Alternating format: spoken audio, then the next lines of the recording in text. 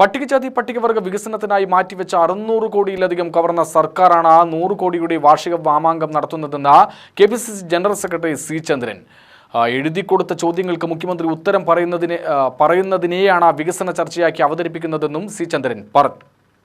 SC/ST fund വെട്ടിക്കുറച്ചതിനെതിരെ Dalit Congress നടത്തിയ രാപ്പകൽ സമരത്തിന്റെ സമാപനം ഉദ്ഘാടനം ചെയ്ത് സംസാരിക്കുകയായിരുന്നു സി ചന്ദ്രൻ. സംസ്ഥാനത്തെ അടിസ്ഥാന വർഗ്ഗങ്ങളുടെ പെൻഷൻ 17 മാസമായി മുടങ്ങിയതുകൂടാതെ പദ്ധതികൾക്കായി വകയിരുത്തിയ കോടികൾ വകമാറ്റിക്കൊണ്ടിരിക്കുകയാണ്.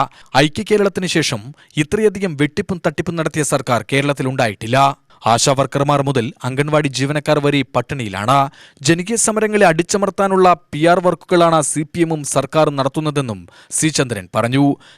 ഐക്യകേരള രൂപീകരണത്തിന് ശേഷം കേരളത്തിലെ ഏറ്റവും മോശമായ സാമ്പത്തിക സ്ഥിതിയിലൂടെ മുന്നോട്ട് പോകുന്ന ഈ ഗവൺമെന്റ്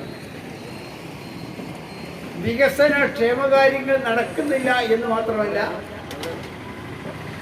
ഓരോ വിഭാഗങ്ങൾക്കും നൽകേണ്ട ക്ഷേമ പ്രവർത്തനങ്ങൾക്ക് നൽകേണ്ട തുക കോടാനുകോടി രൂപ കവർന്നെടുക്കുന്ന സമീപനങ്ങളുമായി മുന്നോട്ട് പോവുകയാണ്.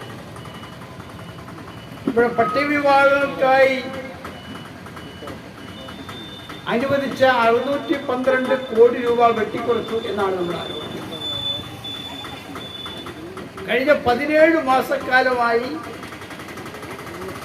കേരളത്തിലെ അടിസ്ഥാന വിഭാഗമായ കെട്ടിട നിർമ്മാണ തൊഴിലാളികളുടെ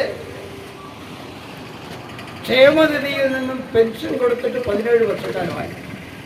ജില്ലാ പ്രസിഡന്റ് നാരായണസ്വാമി അധ്യക്ഷത വഹിച്ചു. DCC vice president Sumesh Achuthan, C Premnavas Swaminathan, Ponnappan, AK Velayudhan എന്നിവർ സംസാരിച്ചു. UTV news, Palakkad.